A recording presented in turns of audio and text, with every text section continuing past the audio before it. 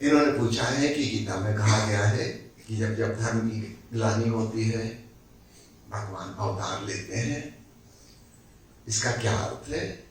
इसका सिर्फ इतना ही अर्थ है कि भगवान कृष्ण को भी मजाक करने का बहुत शौक था।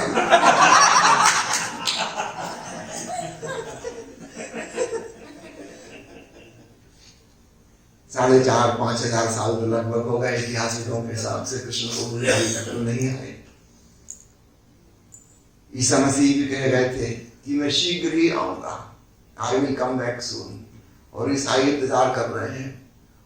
20 सदियां बीत गई, अभी तक तो नहीं आए। शीघ्र का और क्या मतलब? इस बात को समझें, कोई दोबारा नहीं आता। विशेषकर जो जाग गए हैं, परम चैतन्य को उपलब्ध हो गए हैं, जिन्हें मैं कौन हूं का पता चल गया है, उनका मैं भाव ही खो गया। आएगा कौन? आएगा कैसे? वह व्यक्ति जिसने ब्रह्म को जान लिया वह निष्काम हो गया, तभी उसने जाना। जब उसके अंदर कोई कामना ही नहीं बची, और याद रखिए कामना ही जन्म देती है, आत्मा जन्म नहीं लेती, वासना जन्म लेती है, अधूरी वासना। आत्मा जन्म नहीं लेती। जब उसके अंदर वासना ही नहीं बची कुछ करने की, वो दोबारा जन्म नहीं ले सकता। वह तो परम ब्रह्म के संग एक आत्मा हो गया। बुद्ध पुरुषों के हंसी मजाक भी लोग गंभीरता से ले लेते हैं, उसे पकड़ नहीं पाते। धर्म की ग्लानि तो रोज रोज हो रही है, सदा सदा होती रही है। और जब भगवान कृष्ण आए थे तब क्या नहीं हुई थी? वरना इतना भयंकर ये अधर्म युद्ध क्यों होता?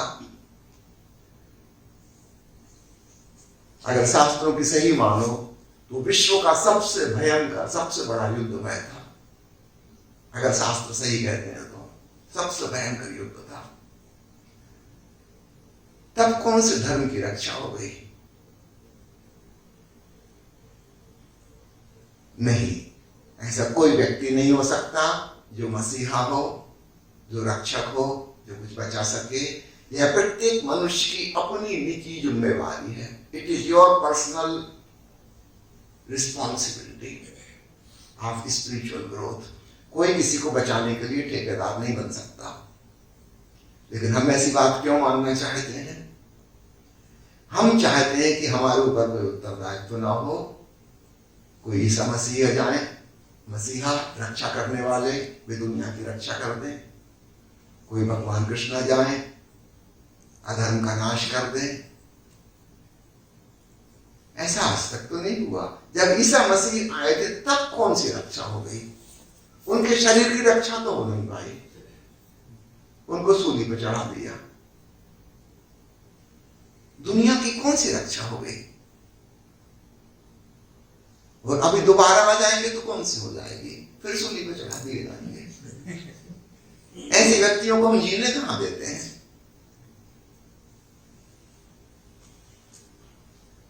शास्त्रों में बहुत सी बातें जोड़ घटा दी जाती हैं, ओरिजिनल नहीं रह जाता।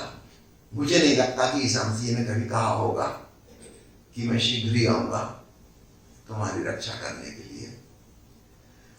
बाइबल करीब करीब 300 साल बाद लिखी गई है। 300 साल में कितनी पीढ़ियां गुजर गई? लगभग 20 साल में एक पीढ़ी गुजरती है। 300 साल में 15 पीढ़ियां गुजर चुकी। ये सुनी सुनाई बात जनरेशन टू जनरेशन, उसमें कितना सच बचा होगा? हर पीढ़ी अपना कुछ न कुछ जोड़ देगी, कुछ घटा देगी, एडिटिंग होती जाएगी होती जाएगी होती जाएगी। 300 साल बाद मुश्किल से 10-20 वचन भी ईसा मसीह को उसमें बचे तो चमत्कार ही है। हम चाहते हैं कि कोई हमारी रिस्पॉन्सिबिलिटी ले ले, हमको कुछ ना करना पड़े।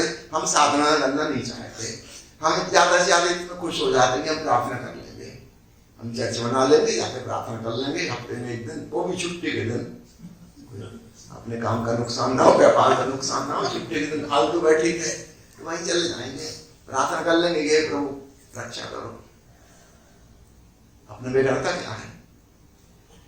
नहीं, कोई बुद्ध पुरुष ऐसा नहीं कहता। सब सिखाते हैं कि तुम्हें स्वयं ही अपनी साधना करनी होगी। प्रार्थना के द्वारा हम ईश्वर का चित्त बदलना चाहते हैं। अगर प्रार्थना में आप सुने गौर से तो दो बातें हैं, शिकायत है और सलाह है, कंप्लेंट एंड सजेशन। ये भगवान तू जो कर रहा है वो ठीक नहीं है। और दूसरी बात हम बताते हैं कैसा होना चाहिए। दुनिया बनाने वाले क्या तेरे मन में समझ आए वो दुनिया बनाई? अरे हमसे पूछ लेते यार, क्या कबाड़ा कर दिया। मुल्ला नसरुद्दीन अपने टेलर के पास गया था, 1 साल हो गया था उसके कुर्ता पजामा का नाप दिए हुए। टेलर बस अगले हफ्ते, बस 5 दिन और, अब बस बटन लगाना बाकी है। टालता जा रहा था। नसरुद्दीन का भी हद हो गई, 1 साल से ऊपर हो गया, अभी तक कुर्ता पजामा नहीं सिले। आखिर दर्जी को गुस्सा आ गया, उसने उठा के कपड़ा पटक दिया कि ले जाओ, ऐसे जल्दबाजी के काम हम नहीं करते। अभी बटन का सवाल ही, तो कपड़ा कटा भी नहीं था। नसरुद्दीन ने सोचा इसको थोड़ा फुसलाने। टेलर ईसाई था, उसका भी सुनो, तुम्हारी बाइबल में लिखा है कि भगवान ने 6 दिन में दुनिया बना दी और 7वें दिन विश्राम किया। तुम 1 साल में कुर्ता पजामा ना बना पाए। तो टेलर मास्टर ने गुस्से में कहा, देखते नहीं 6 दिन में उसने बनाया, क्या कर दिया कबाड़। हम जो काम करते हैं पक्का काम करते हैं। कुर्ता पजामा ऐसा बनेगा कि दुनिया में आज तक किसी का ना बना। ईश्वर का काम देख के समझ में आ जाता है कि 6 दिन में किया उसने, बहुत फास्ट स्पीड में, सब गड़बड़ हो गया। सब झूठी बातें हैं, हंसी मजाक समझो। ये किसी ने जोड़ दिया है ईसा मसीह का वचन। ठीक वैसे ही कृष्ण ने अर्जुन से क्या कहा किसी ने नहीं सुना।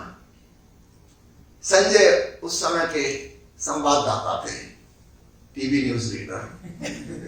अंधे धृतराष्ट्र ने उनसे पूछा था कि कुरुक्षेत्र में मेरे बच्चों ने और पांडु के बच्चों ने क्या किया, बताओ। वहां दूर से बैठ के वो देख रहे थे कुरुक्षेत्र में क्या हो रहा है, और अंधे धृतराष्ट्र को सुना रहे हैं। संजय के द्वारा सुनाई गई कहानी, उस कहानी में गीता आती है कि भगवान कृष्ण अर्जुन को यह संदेश दे रहे हैं। अर्जुन ने तो किताब लिखी नहीं, गीता, एकमात्र श्रोता तो वही था। वो तो छत्री थे, उनको फुर्सत कहां तीर कमान चलाने से, तलवार घुमाने से। उनको कोई लेखक थोड़ी कि बैठ के किताब लिखेंगे। संजय ने धृतराष्ट्र को बताई। अब धृतराष्ट्र ने किससे कही इसका कुछ उल्लेख नहीं आता। व्यास ने किताब लिखी। अब व्यास तक की कहानी कहां से पहुंची? निश्चित रूप से बहुत चेंजेस हो गए होंगे। लोगों ने अपनी अपनी मर्जी के अनुसार उसमें कुछ घटा दिया होगा, कुछ जोड़ दिया होगा। इस प्रकार की बातें, ये झूठे आश्वासन कि मैं फिर आऊंगा, इनको मजाक ही समझना, ये किसी के द्वारा जोड़ी गई बात है। भगवान कृष्ण ऐसा नहीं कहेंगे। बुद्ध पुरुषों का हमेशा संदेश रहता है, अब भी यही वर्तमान के क्षण में। आगे का भरोसा वो नहीं देंगे, फिर तुम भविष्य उन्मुख हो जाओगे, फिर तुम साधना नहीं करोगे। हमको क्या करना, कृष्ण जी आएंगे तो बचा लेंगे। ये खुद को तो बचा नहीं पाए। आपको पता है भगवान कृष्ण का पूरा वंश, दूर दूर के नाते रिश्तेदार सब खत्म हो गए। एक व्यक्ति उनके वंश का ना बचा, और अंत में स्वयं उनकी मृत्यु हुई, पैर में तीर लगने से हुई। बचाने का आप क्या समझते हो? क्या बचा देंगे? अपने खानदान को तो बचा ना पाए, लेकिन हम चाहते हैं कि काश ऐसा हो कि कोई हमको बचाए। कोई आके ठेकेदार बता दे कि मैं हूं आत्माओं का ठेकेदार, और भव सागर पार कराने आया हूं, बैठो मेरे जहाज में, सबको ले चलूंगा। अगर कोई ऐसा कहता है तो पक्का समझ लेना वो झूठा, बेईमान, पाखंडी, एक्सप्लॉइटर, शोषण करता है। लेकिन उसके पास लाखों की भीड़ लग जाएगी, क्योंकि हम अपनी जिम्मेवारी समझ, हमें कोई साधना नहीं करनी, हमें कोई ध्यान नहीं करना, हम तो बस इनके प्रति सरेंडर्ड हो जाओ, ये हम भव सागर पार करा देंगे, मोक्ष दिलवा देंगे, कोई गारंटी लेने तैयार हो जाए। ऐसी हमारी चाहत है। तो कृष्ण ने ही कहा है, हमारे जैसे किसी मनुष्य ने जिसकी चाहत है कि कोई जिम्मेवारी ले ले, उसने यह बात गीता में जोड़ दी है, यही बात बाइबल में जोड़ दी गई है। हम चाहते हैं कि ऐसा हो। अगर वो चमत्कार की कहानियां, ये झूठे आश्वासन जिनका कोई लेना देना नहीं है कृष्ण से या क्राइस्ट से, उनको हटा दो, क्योंकि वे सब झूठ है, निश्चित रूप से झूठ है। जीवन में सब चीजें नियम से होती हैं, कुछ भी चमत्कार नहीं होता। लेकिन वो चमत्कार की कहानियां पढ़ के हमें भरोसा आता है कि इन्होंने इतना किया था तो मुझ पापी को भी बचा ही लेंगे, और मैं कोई इतना बड़ा ज्यादा पापी तो हूं नहीं, छुटमुट बात की है।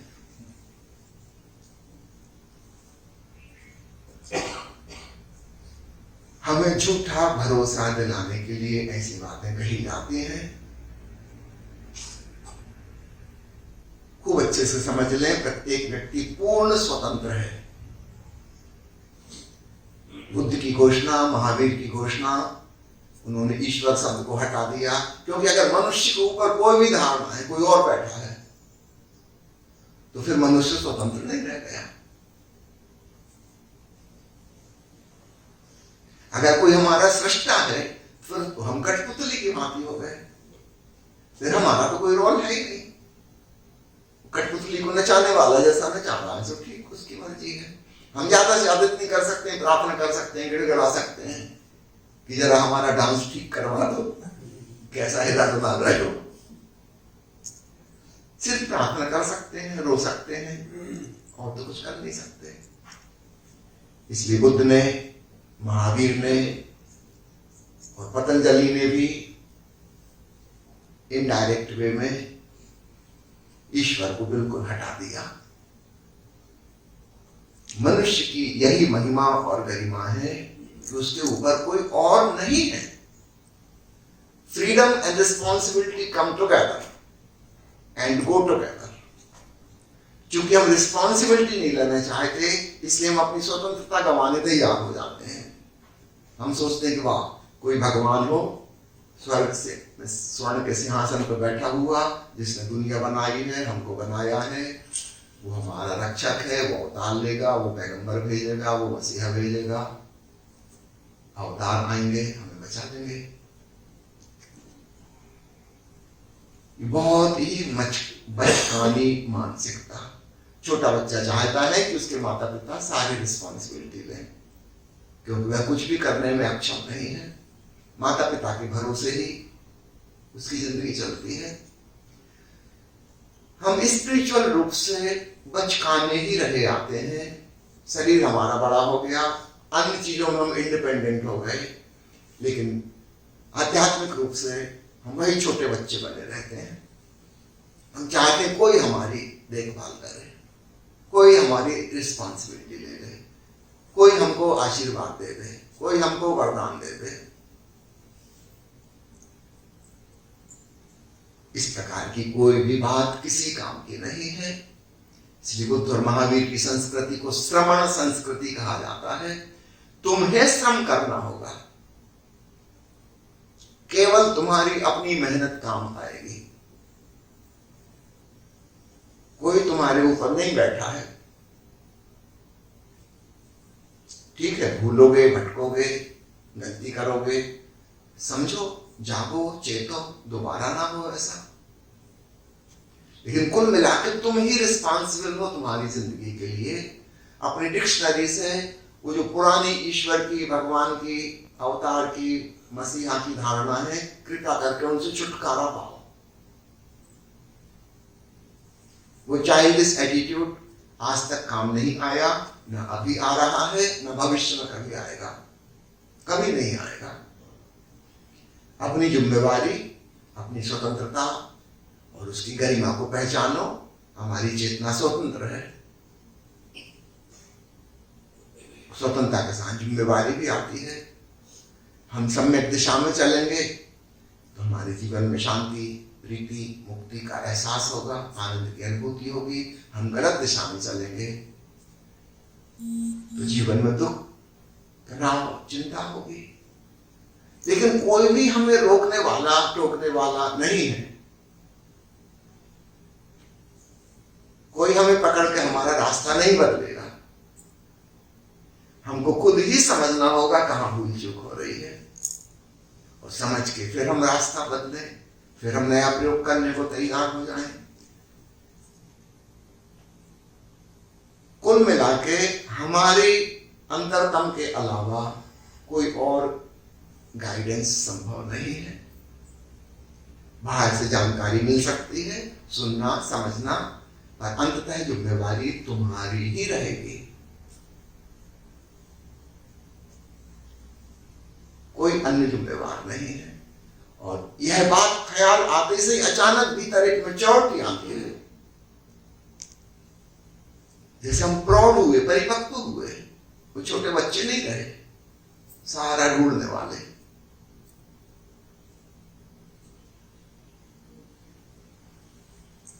इसलिए मैंने कहा कृष्ण ने मजाक ही की होगी, कृष्ण ने भी मजाक ही की होगी, या दूसरे लोगों ने उनके नाम पर कुछ जोड़ दिया है जो उन्होंने नहीं कहा होगा।